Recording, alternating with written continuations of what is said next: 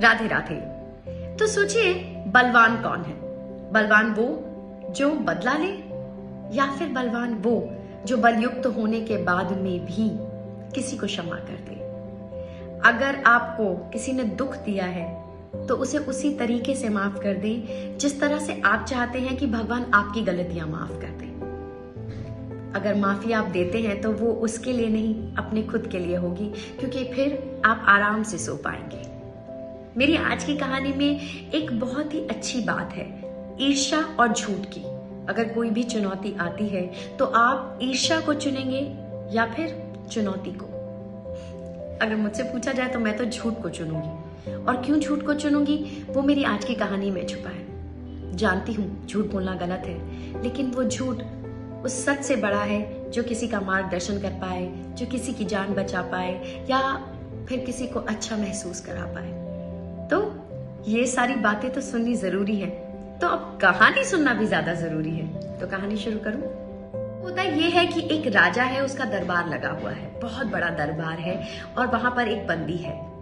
राजा ने आदेश दिया हुआ है कि उस बंदी को मृत्यु दंड मिले। अब ये बात सुनकर वो जो बंदी है वो बहुत गुस्सा हो जाता है। उसको लगता है कि अब तो मुझे मृत्यु दंड मिल ही गया, तो अब क्या डरना। तो राजा को बहुत बुरा भला बोलने लग जाता है, गालियां निकालने लग जाता है। अब राजा और बंदी में जो दूरी होती है वो काफी होती है। राजा सुन नहीं पाता है। राजा अपने मंत्री से पूछता है कि ये क्या कह रहा है। मंत्री कहते हैं कि वो कह रहा है कि अगर क्षमा कर दे तो आप भगवान के सबसे करीब होंगे, क्योंकि जो क्षमा कर देते हैं वो भगवान के सबसे प्रिय होते हैं। राजा को ये बात बहुत अच्छी लगती है, उसका मन भर जाता है, और राजा कहता है कि अगर ये कह रहा है तो इसको मत मारो, इसको रिहा कर दो। अब ये बात सुनकर सब हैरान हो जाते हैं कि मंत्री ने झूठ बोल दिया। अब एक सहयोगी मंत्री उठता है और कहते हैं कि राजा जी, आपके सामने एक बहुत बड़ा झूठ बोला जा रहा है। राजा कहते कैसे? कहते क्योंकि ये बंदी आपको गालियां दे रहा है, बुरा भला कह रहा है, और ये सहयोगी मंत्री मेरे ये कह रहे हैं ये गलत है, ये आपको गलत शिक्षा दे रहे हैं, गलत बातें बता रहे हैं। अब राजा क्या कहते हैं ये सुनिए। राजा कहते हैं कि आपकी सच्चाई मुझे इतनी अच्छी नहीं लगी जितना अच्छी मुझे आपके सहयोगी मंत्री का झूठ लगा, क्योंकि उसमें किसी को बचाने का एक प्रेम था, एक निस्वार्थ प्रेम था। और आपकी सच्चाई में क्या था? एक द्वेष था, एक द्वेष का पहाड़ था, एक ईर्ष्या की नदी बह रही थी, जिसमें आपको ऐसा लगा कि मैं अगर राजा को ये सच बता दूंगा तो शायद पता नहीं इस मंत्री को निकाल दिया जाएगा, बंदी को फांसी हो जाएगी, इससे किसी का लाभ नहीं होगा।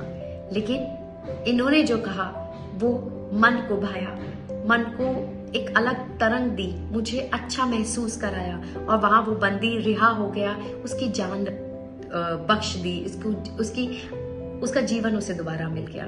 तो इसका मतलब ये है कि ईर्ष्या से बड़ा झूठ अच्छा। कहानी का जो अर्थ है वो भी यही बताता है कि बहुत बार हम ईर्ष्या करने लग जाते हैं लोगों से। क्यों? पता नहीं, उनके रुतबे से, उनके पैसे से, उनकी सुंदरता से, या किसी भी चीज से। लेकिन ईर्ष्या से कुछ नहीं होता, क्योंकि वो एक ऐसी नदी है जिसमें आप सिर्फ बहते चले जाएंगे, कभी रुक नहीं पाएंगे। मैंने इस कहानी से क्या सीखा?